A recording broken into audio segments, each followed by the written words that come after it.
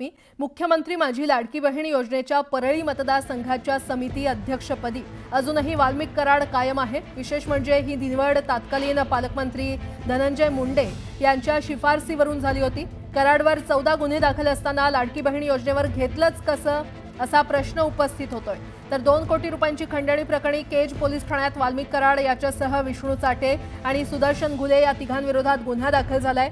तत्कालीन पालकमंत्री धनंजय मुंडे यांच्या शिफारसीनुसार जिल्ह्यातील 6 मतदारसंघात एक समिती तयार केली। परळी मतदारसंघाच्या समिती अध्यक्षपदी वाल्मिक कराड याची नियुक्ती केली होती आणि यासह इतर 2 अशासकीय सदस्य आणि काही अधिकारी कर्मचारी देखील या समितीचे सदस्य आहेत। तर लाडकी बहीण योजनेसह जिल्हा नियोजन समितीवर देखील वाल्मिक कराड सदस्य आहे।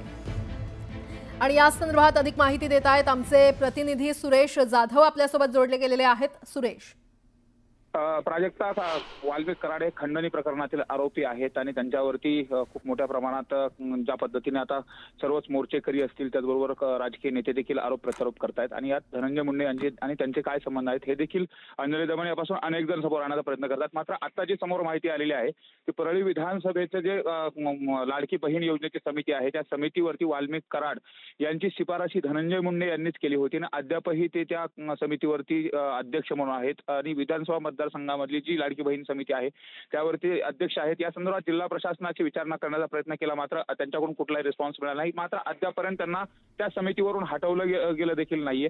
तत्कालीन पालकमंत्री धनंजय मुंडे यांच्या शिफारशीवरून त्यांची नियुक्ती करण्यात आली होती। त्यामुळे पुन्हा एकदा चर्चा होते की वाल्मिक कराड आणि धनंजय मुंडे यांचे नेमके संबंध काय। ज्या पद्धतीने अंजली दमन यांनी त्यांचे आर्थिक व्यवहाराचे देखील संबंध दाखवले होते मात्र त्यानंतर आता शिफारस तसंच परळीचे गटनेता म्हणून देखील त्यांनी काही दिवस काम पाहिलं। तर बीड जिल्हा नियोजन समितीवरती देखील धनंजय मुंडे यांचे विश्वास म्हणून त्यांना त्या ठिकाणी देखील घेण्यात आलेलं होतं।